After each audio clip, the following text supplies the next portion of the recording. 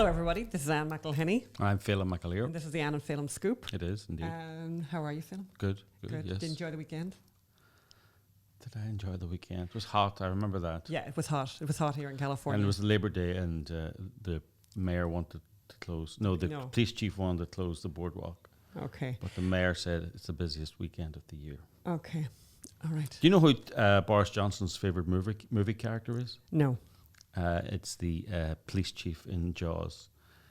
He says, you know, whatever happens, the guy kept the boardwalk open, businesses thrived. That's I think good. he's joking.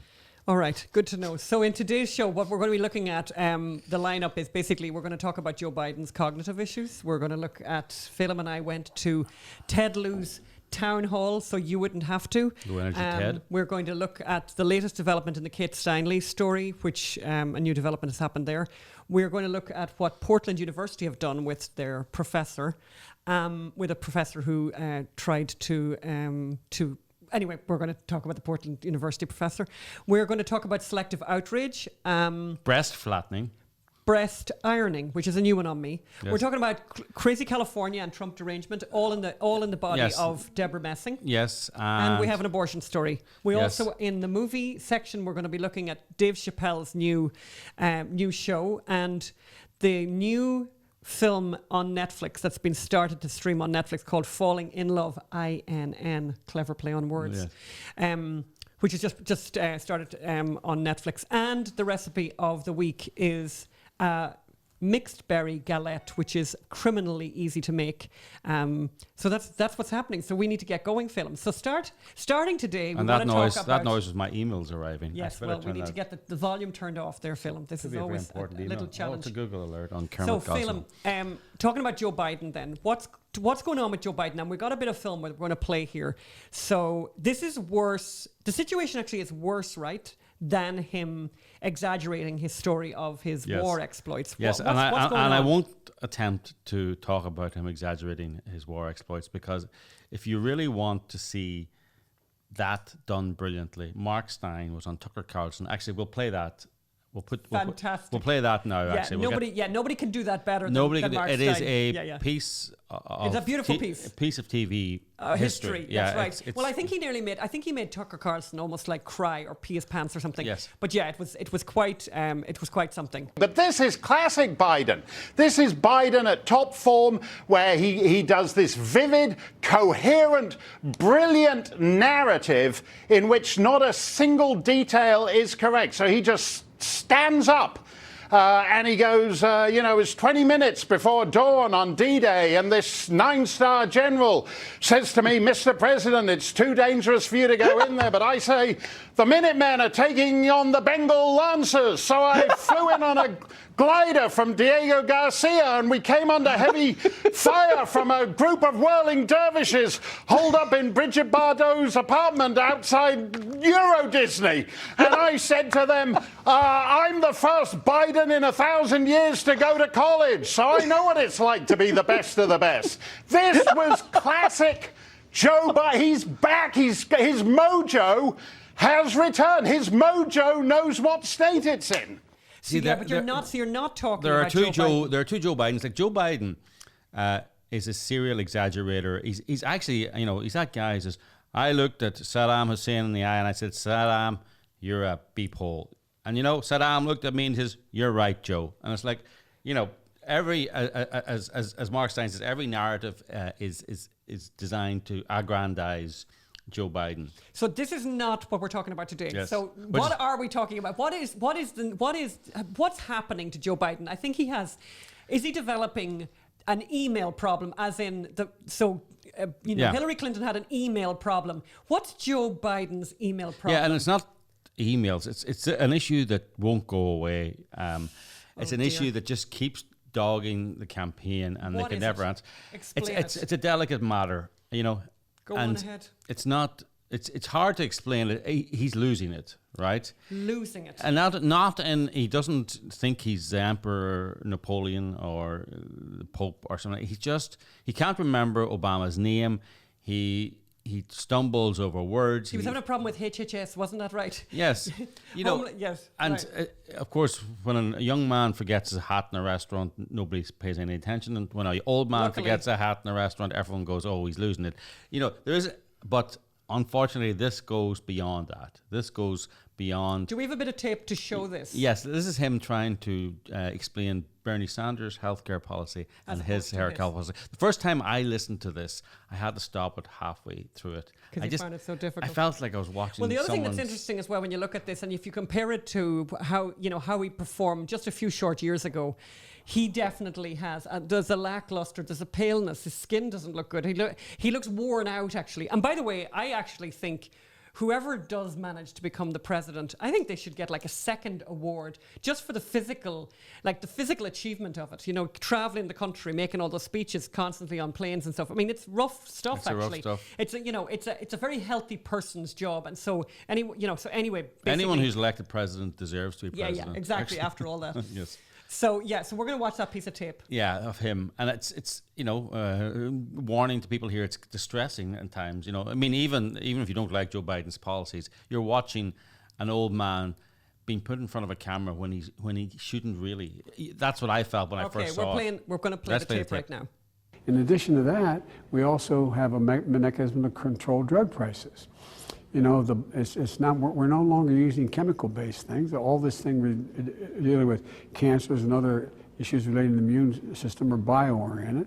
They're very expensive, and we should set up a system, which I propose, which I will if I'm elected president, that allows the folks at the folks at Health and the Health Department in the United States, HHS, to be able to go out and bring together outside experts and make a judgment when there's a patent being sought by a drug company, what that patent, what it's worth, what the range is. So, I mean, do you think he's finished then, Phelim? Do you think this proves, does this end him? Does this finish him? I mean, it's a pretty awful tag to get along with your, it's gonna haunt him. I think that's what you're basically saying. What's going to really haunt him is not his exaggeration, his serial exaggeration. What's really going to haunt him is, oh my God, you're a really old guy and in a crisis. Do we want a really old guy who can't remember the name of the last president? Yeah, funny. And I was always against this. Remember George Bush didn't know the name of the Pakistani foreign minister or something like this when he was running for election. This was a great gotcha question. It's like, you don't need to know the name of the Pakistani foreign minister. You need to know that Pakistan is a corrupt crap country that is encouraging terrorism against your country. The names don't matter. The ideology is important. The policy matters. One Pakistani foreign minister, unfortunately, is probably much like, it's a bit like the Saudi ministers, who are all getting switched now. I mean, so in Trump, it's not a big difference. So I suppose it's not that he doesn't remember the Pakistani foreign minister's name or somebody's name. It's that his brain is not as sharp as it was, and this is going to come after him. The media is going to try and hide it, I suppose, not talk about it. But what's going to happen, though, is that Trump, because he's very good at doing that, he's giving people nicknames. He's going to come up with a nickname for Joe Biden, which is going to be like, what, Sloppy Joe or Slow Joe Dementia or Joe. Tired Joe. Oh, that's not even nice. I know, but Trump's much better than I am giving someone nicknames. Yeah. But it's he's going to get a nickname. He definitely is going to get a nickname. And he's going to be a deserved nickname. And, Yeah. and it was like Hillary's health, actually. Hillary's health kept haunting her as well. And the more they kept lying about it and the media kept covering it up, people kept saying there's something there. I mean, she had dehydration, and then next thing she was being thrown into the back of a van like a sack of spuds. Okay. And, all right, we're moving on. Absolutely. No, it's absolutely. It's going to be a disaster. And Joe Biden's only trump card Boom, boom. Trump card is that he's electable, apparently, right? But I think this makes him unelectable. If he's no longer electable, then he's no longer electable. Then you got Pocahontas. Yes. So moving on. So Namaste. because because we care so much, and it's a public service really that we're doing here. God, yeah. We went to the Ted Lieu town hall here in Southern California in El Segundo this last week, and Low- do you know what I mean? Honestly, yeah, low energy Ted Lieu. By the way, the audience were crazy for him. Yes. Yeah, let's be really honest. The audience were crazy for him, but what we really thought But was they were of amazing. a certain vintage, right? I haven't seen as many white beards since I was at the Father Christmas convention. Right. It was a certain boomer generation, and they were loving Ted Lieu now. They were loving. They were all Ted Lieu very now. thin. They were very. None of them eat. You know. They loved Ted Just Lieu. my observation. But what was really interesting to us was, it reminded me of that South Park episode. There's a South Park episode where there's a guy giving a speech, and he goes, they took our jobs. They took our jobs. And then eventually after a while it goes just like, jobs. They took our jobs. So basically what happened here was every time Ted Lieu said anything even approaching Trump or even approaching or something about impeachment, they went nuts. Peach him. The audience went nuts. Peach him. Impeach. Peach him. Peach him. All you had to say was peach him. Yeah, Malik, you just go blah blah blah. Peach him, and then whoa. Yeah. Peach So it him. got to peach. Yeah. Peach They him. took our jobs. Peach him. Peach. Peach him. Anyway, that was one of the things that really animated the crowd here Peach in 'em. Southern California. They were very, very excited about it. However, what was interesting to us was that there were a few, and by the way, things have got so bad here with the homeless that, there's no way Alleged you could have had a possible town hall without having somebody ask about the homeless. Several people So did. several people went up and asked about the homeless. But what we found really curious was when Ted Lieu was asked about the homeless problem in Southern California, what he basically said was that the homeless problem in California is made up of people who are working and the rent has gone up so high that they have to live in a tent Live on in the a tent street. and That they're living in a crap tent on the street. But these pavement. are people who in the morning get out of that tent, put on their business suit and go to work. This is With the needle hanging with from the their needle arm. hanging out of their arm. That's right. Yeah. Well, I have to say we haven't seen much evidence of anyone in the Venice area. I could tell you, or Marina del Rey around here. We haven't seen many people brushing themselves off in the morning to go to work. And by the way, this is the most nonsense story that you have ever heard. There's loads of places that you can live. Living at the beach definitely is a challenge. But if you want to live. If you want to live somewhere else, a bit more inland, you can definitely pay the rent if you're working. Yes. So this trope, this narrative that he put out is complete nonsense. It's like they've never heard of commuting. Oh yeah, that's right. Yeah, that's right. Yes. No. They want to live one block from the beach, so the government are going to provide that. But anyway, I just thought we thought it was very curious that this was the only problem that he saw was people who are working and. Want to work, but and want to just live in Los Angeles, and they can't afford it, and that's how they ended up in the tents. Maybe we should start merchandise. Peaches. Peach 'em. It was the weirdest mob I've ever seen. They were a mob, but they were very happy with Ted Lieu. They were very happy. They just Peach loved 'em. him. They loved him. Some people went up and instead of peach 'em. asking a question, they just went up and said, "We just think you're great." And of course, then and he showed a little video of himself. I thought that was sweet. He brought a little video of himself along that somebody had edited for him of him asking difficult questions of Republicans and stuff. Peach him, and then being interviewed by MSNBC talking about peaching him, and the audience were it was like the greatest tips. They were all delighted. It was like your father showing you, one's father showing one. Oh, look at my son. It was like that kind of video, wasn't it? It's kind of embarrassing. A little bit embarrassing, Peach but he him. was delighted to peach him. Peach So, him. I'm just going to keep saying peach him now. On a much more serious important. note, I have to say the story about Kit Stanley, who was the young woman who was walking on the pier in San Francisco and was shot dead by an illegal alien who had been deported 5 times. And when the court case happened at the time, all the charges against him were dismissed, save one. And the one that was saved was that he was a felon in possession of a firearm. Mm-hmm. And in the latest news from crazy California, we have discovered, and the courts have decided that it was unfair that charge be held against him, that he as a felon, because of course the story that he told and that was believed was that he found the firearm on the pier, that he lifted it up, immediately it discharged and shot this lovely girl dead. Mm-hmm. But they said it was really, really unfair because he only held the gun for a minute. Like for a minute. He couldn't really say that this was a felon in possession of a firearm. What do you think of that, Phelim? It fell into his hands. There was glue on it. That's why, It was. It kind of, well, it almost was like, it's actually kind of like, it was almost like his hand was some kind of like magnet or whatever. I think it's great that we have a justice system actually that lets people like that off of this stuff. But I think unfortunately the justice system is politicized. That this was a political appeal to get an awkward case dismissed, and to get this guy out of their hair. Yeah, it's unbelievable. And the guy, he had been deported 5 times. I think it was at 6 actually. I think you'll see that it was 5. Okay. But he's a felon in possession of a firearm. We can correct the record. Anyway, because California is such a loving and kind and caring state, this man has no charges against him now. So yeah, he's really scot-free. So what's happening at the Portland State University? This is a great story. I love this story so much. So there was a couple of professors, 3 professors actually. One of them, Peter Bog Hush. Yeah, he worked with a couple of colleagues, and they basically wrote garbage papers. This grievance studies papers, gender this and outrage that, and one of them was about the canine rape culture in dog parks, where dogs would rape each other. Yeah, well, they rape bitches actually, when you think about it. Well, that's another dog. Yes. All right, fair enough. Yes, I just wanted to say the word bitch. I knew you did. And they also put forward an extract from Mein Kampf, translated into the language of feminist theory, which I would never want to read. I once tried to read Mein Kampf. God, it's awful. It's awful. It's What's terrible. awful about it? What's wrong with it? It's just unreadable. It's like... Oh, he wasn't a good writer. No, it was just... Imagine that, though. But it's like Finnegan's Wake, only badly... It's like Finnegan's Wake, but I think without the literary intent.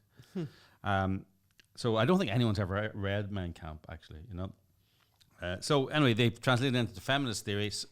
And what they did was, which is really clever, by the way, so they wrote these really, sort of pseudo-scientific papers.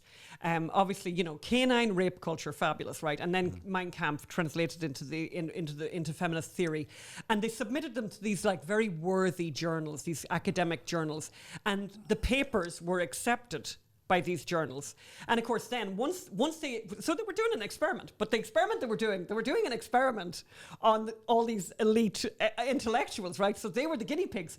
So and of course once they had achieved what they wanted to achieve, which was that their papers were accepted and were published, they then said, gotcha. This is just to prove, and they said, look, this is proving the fact that this is complete nonsense. And instead of the world of academia having a kind of a come to Jesus moment and saying, okay, we've really lost the plot here. There's something wrong with there's something wrong with our obviously standards. there's something wrong with us.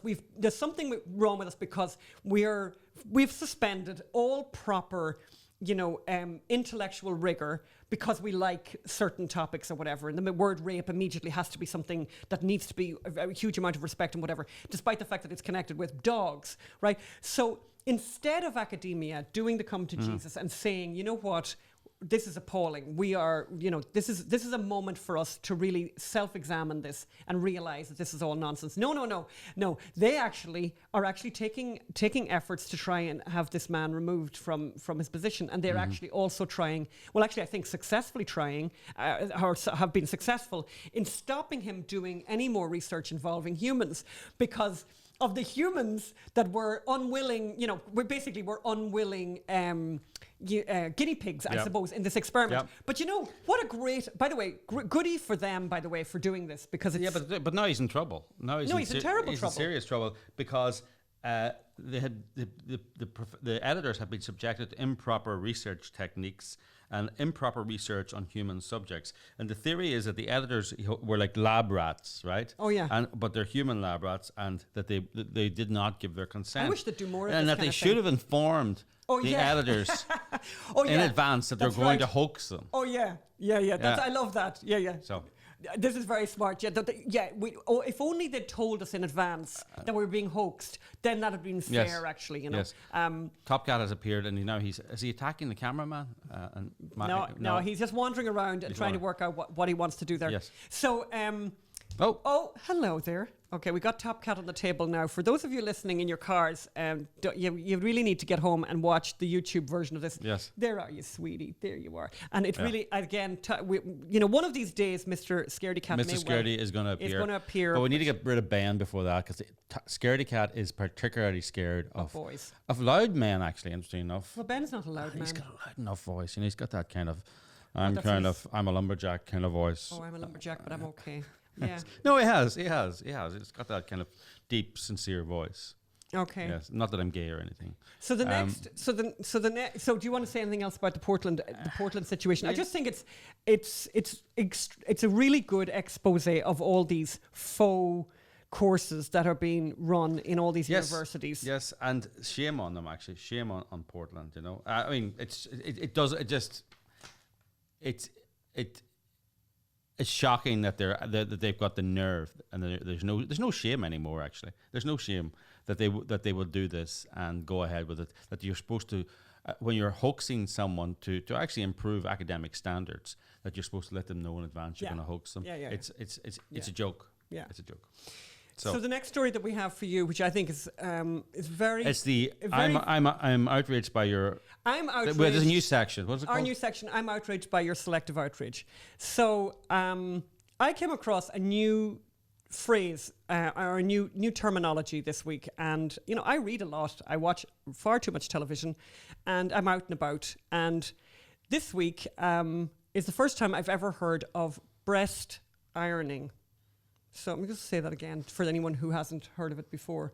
Breast ironing, and it's extremely disturbing, actually. Mm-hmm. So, and this comes from a story from The Independent, which is a UK newspaper, which is highlighting this common practice across many parts of Africa.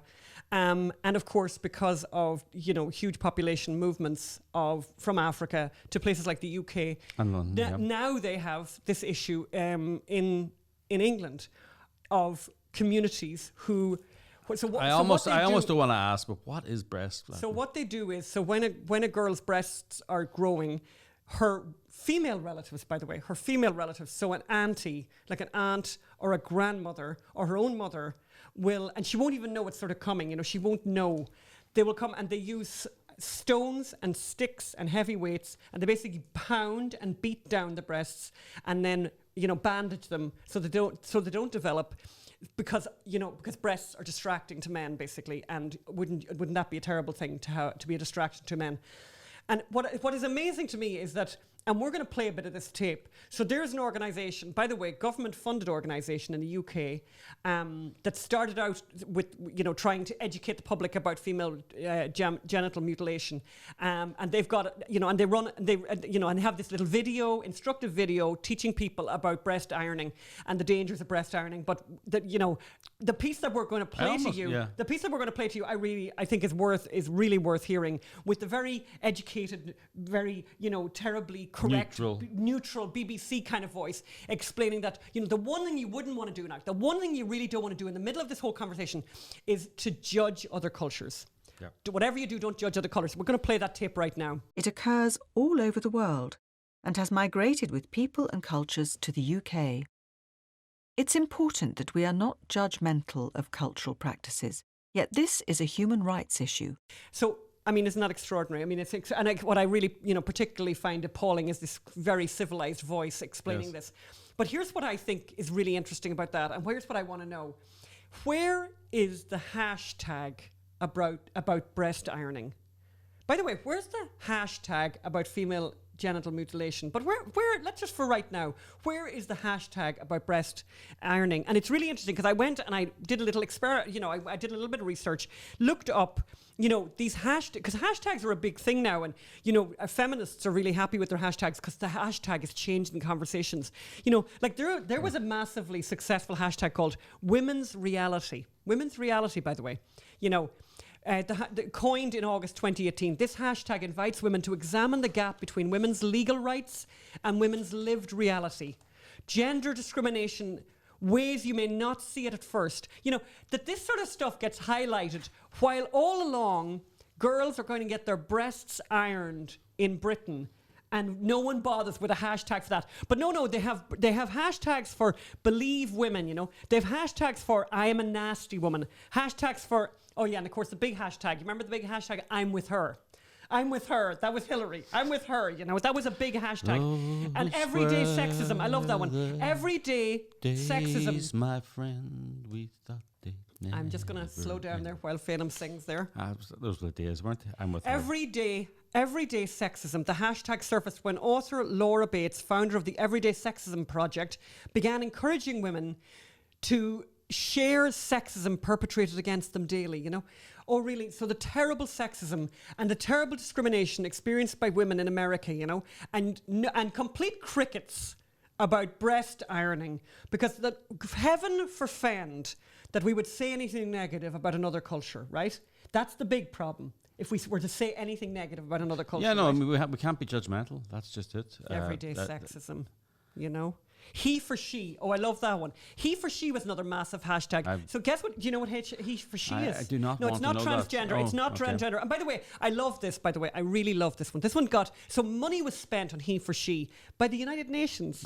God, you know, aren't they great now? The United Nations. Now, you know, the United Nations might be the ones who could do something. Even Top Cat is appalled. You know, the United Nations might be something that could do something, by the way, about breast ironing, I think, you know. But but let's be quite clear. These hashtags are all about making they're all about making American men and Western European men the enemy. You know, they have to chase and try and find something that we're doing wrong, because these countries are the safest countries for women in history. It's safer to be born and raised in America and Sweden and Germany than has been any other country in history. And, you know, these hashtags are to try and dispute that fact, try and make Western culture. But what are they going to replace Western culture with? What are they going to replace it with? Breast flattening? Ironing. Female genital... Breast ironing.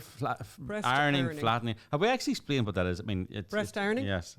Well, yeah, I explained it. I mean, it's, you know, and it's just terrific, and it's exactly what you can imagine it is, given, you know, just amazing. But I want to kind of just describe this, you know, the He for She campaign, started by the United Nations in 2014 by Emma Watson, actress. Oh, God bless her. Brought this hashtag to the forefront, you know, in the summer of 2014 as the United Nations because she was the United Nations Woman Goodwill Ambassador. The campaign was meant as a call to action, you know, to men, to join women for equity between the sexes, you know. Many male celebrities such as Tom Hiddleston and Steve Carell jumped on board. Yeah, and it's lovely. I love how these people jump on board. They jumped on board that, you know, the man, what is it? He for She, the He for She campaign. I would love to see all those lovely celebrities with all of their massive Instagram followers jump on board the Stop Breast Ironing Yesterday campaign. But they won't, because then you have to ask very awkward questions about the culture where women do that to other women. Yeah, exactly. You got to say, you're going to have to say something really nasty about massive populations. Because all these other things, they have no problem saying nasty things about Western culture, American culture, European culture. That it's a cultural thing. It's the patriarchy. It's all this nonsense. But if you start looking into breast flattening or breast ironing or whatever the hell it is, then you have to ask very difficult questions about African culture and other cultures, and that won't be done. No. I mean, incredible. I'm a nasty woman. I'm with her, you know, to the girls. Move on to... Yeah, but anyway, so we're moving on from that. But honestly, let's come up with a hashtag. Stop breast ironing. It's like I used to say, you know, there used to be all these, you know, let's stop. Remember the ribbons? You used to wear ribbons, right? And the biggest killer of children and babies in the developing world is dirty water. It's diarrhea. And I remember I was speculating. I remember this so distinctly. How do you have a ribbon to stop children dying from diarrhea? What's the colour of the ribbon? Streaky brown? I don't know. Oh, God. Yes. Yeah. I think actually the thing that you used to say, which I have to say I did find very funny, was Phelim used to always say, you know, the problem with some of these, you know, with some charities is that, you know, so like the breast cancer thing, you used to talk about the breast cancer ribbon. Like they have a nice pink ribbon and everything like that. And our breasts are kind of nice and everything, obviously, given what we just talked about. They are pretty popular. And obviously very popular with gentlemen and ladies alike. Yes. But you used to say, basically, what would you do if you were having a dinner? Like you wanted to do one of those big gala dinners and you really wanted to have a big, massive gala dinner, big charity event, you know, with $100,000 a table kind of thing. And you really wanted it to be for the thing that kills the most. Yeah. So really, diarrhea, the thing that really kills the most. It really doesn't work, you know. It doesn't work. Doesn't work. So you need things to be kind of this. Yeah, you have to have somehow slightly savoury kind Yes, of slightly that's it. savoury kind of Yeah. topics to look at. We're moving on. A lot of people have been in touch with us and told us that they love our Crazy California and Trump derangement. And here we have sections, a story. our sections. Our So we have a sections. Crazy California section, And we have a Trump derangement section. But this one marries the two beautifully. This story marries the two of them. This marries yes. the two beautifully. So President Trump is coming to Beverly Hills to do a fundraiser, and he's going to do it in someone's house in Beverly Hills or whatever. And obviously there's going to be lots of celebrities coming to that and lots of rich people and whatever. So Debra Messing, the actress, has basically tweeted out and called for the list of people going to the fundraiser, that she wants the list to be published. And not, why does she want it published? She wants it published because she never wants to work with anyone like that again. And other celebrities have kind of weighed in on this thing that Debra Messing has come up with and said, yeah, we need the names. We need the names because we're going to finish you. We're going to finish your career. Yeah. You're never going to work in this town again. And it's doxing. Is that what it's called, Phelim? Is it called doxing? Well, it's doxing, but it's a classic Hollywood blacklist. Oh yeah, that's right. Yeah, I'm not old enough to remember the Hollywood blacklist, but I believe because they make all the movies about it that it's a bad thing. Apparently so. Yes. Blacklisting. Blacklisting somebody for a belief. And we know someone who we won't name who's actually had the pleasure of being blacklisted twice in his career. We do. First of all, he was blacklisted in the communist. 60s for being a communist, and then was blacklisted in the 90s for being a conservative. Correct. So blacklists, our blacklists are good. Your blacklists are bad. I think is the new Hollywood motto. So an ad in the Trump, and I think it's Trump derangement syndrome. I almost feel sorry for these people because they lead pathetic lives, where everything is everything. Like if they looked at Top Cat, they'd think of find some kind of Trump angle. Yes, and Well, it's that thing. What is it to say? That it's quite interesting. For no real money of his, Trump is getting to live rent free in these people's houses and in their home, in their brains. He's living rent free in their heads, probably in their homes too, actually in a way. And he has them completely demented. Yes, demented. So he's in there driving them completely nuts. Rent free, Yes. and it's almost like it's a campaign in itself. But it should be reported. It should be reported under campaign finance violations or something, because he's getting all this free advertising and publicity. Yeah, because there's something actually. I think it offends civility. I think it offends ordinary people that I can disagree with you, or and I can say you're awful and it's an awful thing that you just said, but to actually call on people to destroy your livelihood, to say, right, we're done. You're never going to work in this town again because you have a belief in something, because you support a candidate. A candidate, by the way, who's walking around. He's not in prison. He's not a mass murderer. And yet, Debra Messing this is what she's doing, and she's getting away with it. By the way, no, but everyone, no one's they're all calling her out. out. She's They're not all getting out. called out for this. Yeah, well, a couple of actors have, but mostly it's accepted. So. Oh, actually, you're right. Somebody has. John called her out. OHurley, the guy John O'Hurley. from Seinfeld, A fabulous guy from Seinfeld. Yes, I loved him. The guy who played Mr. Peterson. From the catalogue. Yeah. So, it's a wonderful sight at some respects just to watch the Trump derangement syndrome. So please go to our Facebook page actually and send us more Trump derangement stories. Your favorite Trump derangement story? You could not make them up. No, you could not make them up. That's quite extraordinary. So.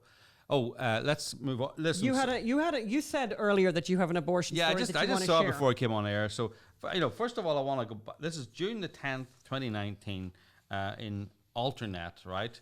I just noticed this, and it's Republicans peddle grotesque abortion slavery comparison, right? Okay. So Republicans yes, are comparing abortion to slavery, and that's grotesque according to Alternate. And it's a big long article. I haven't read it because whatever. But then I opened my computer today, and there we have that apparently activists have started a new underground railroad for women seeking abortions from states where they can't get them now because of underground railroad, which is a slavery comparison. So, according to does that fit the alternate definition of grotesque abortion slavery comparison? So it seems it's okay for the left to have abortion slavery comparisons, but not the right. But then when you get into the story, the NBC story about And there's a woman who, one woman took a bus from Alabama to New York, a 10-hour bus. Another woman took a 30-hour bus journey, to go to New York for abortion. And it's like, but, you know, it's obvious, it's the story smells to high heaven. And you know the reason, first of all, you know it smells is that I think it was 3 journalists on it, and they did nothing to validate the stories except take the word of activists who are raising money on the back of this. I doubt if these women existed. They didn't go and interview the women? No. Or ask them to let No, they just had this woman say, this happened to me, and this woman, she was very frightened, and she was 19, and, you know, and all this detail. I hate when NGOs do that, when they tell a story about an awful, sad thing that happened to a victim, but then they don't actually let you access the victim and have the victim tell their own story. There's no sign that the reporters even tried, right. Or the editors of those reporters said, we need to back this up. You need some kind of email confirmation from this woman that this story existed, and these are the reasons why she left Alabama for this abortion. And you know, if you're in Alabama, there are about 5 places closer than New York where you can. And this was a woman who was going for an abortion at 22 weeks. Pennsylvania, by the way, 24 weeks. Washington D.C., you can have an abortion up to birth. Florida, the same. Kansas. There's loads Colorado. of places. There's loads. Colorado's probably a bit further away than New York, but there's lots of places. Now, from Alabama? Yeah. Phelim, really, your geography of America is frightening. It is. He needs to get out more. I do. I don't think even that'll help. But then the woman who went 30, who traveled on a bus for 30 hours, different woman. Like, you could travel anywhere in America for 5 hours. I mean, there's 24 states. I checked before I came on, and it's on the Guttmacher Institute, which is actually a pro-abortion group. It is. They put themselves down as non-partisan, but they're pretty pro-abortion. And they have done a list of all states where you can have an abortion up to 24 weeks. There's 24 of them.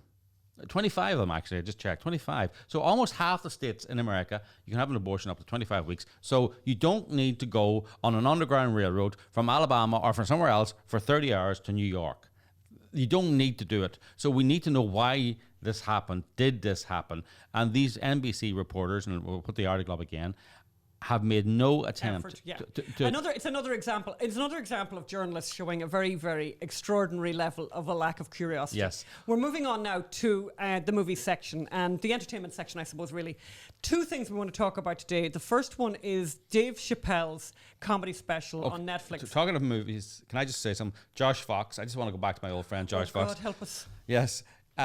Still failing in his attempt to in his grassroots tour. What's he at now? He's up actually, but he was at 16,000, and then he says if you donate 4,000 in the next 4 days, a friend will match 4,000.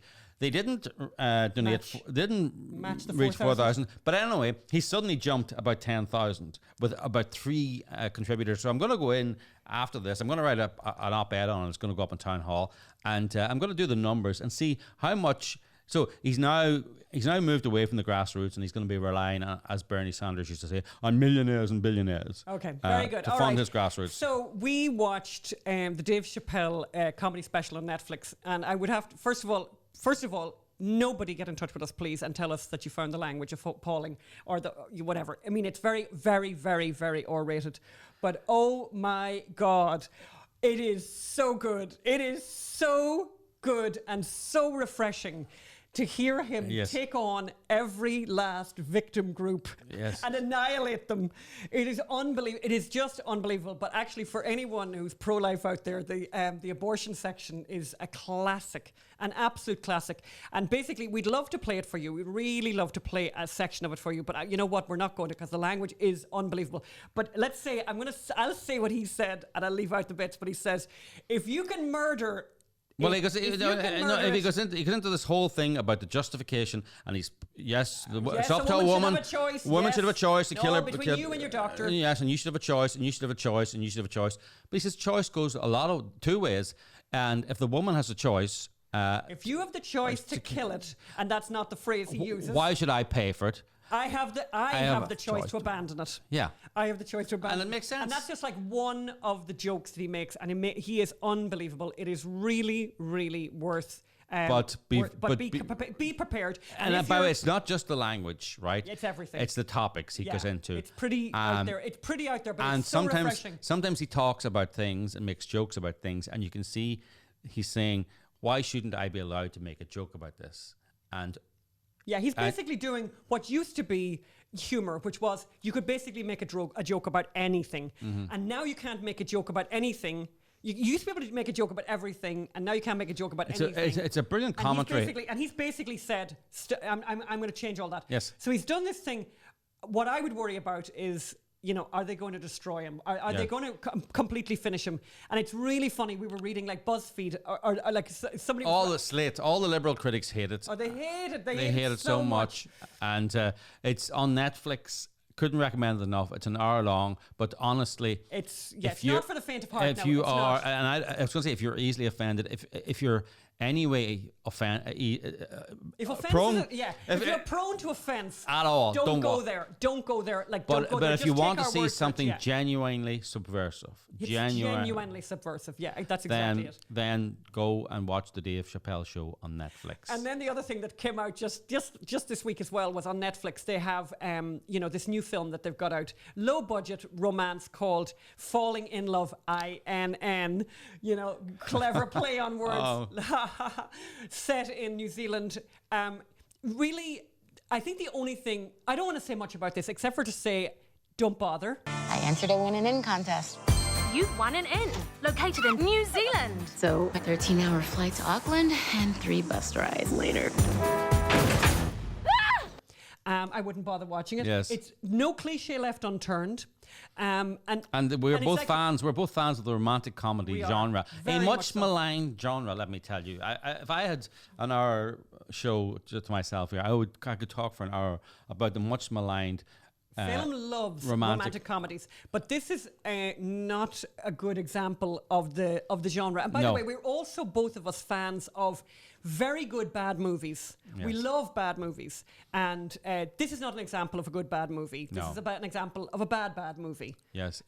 We wouldn't recommend it at all. Mr. Top Cat's getting very excited now. We're coming to the end. Yes, so that's all you need to know about falling in love. It's just ridiculously cliche, packed with every cliche. The girl getting off the bus in the middle of the countryside, she's wearing high-heeled shoes. There's a bus. In all these romantic comedies, these bad romantic comedies, the bus always leaves you a quarter of a mile from the town that you need to get to. And it's like, what bus does that? Why on earth would a bus do that? No, but it's every other cliche, and I have to say, just don't go there.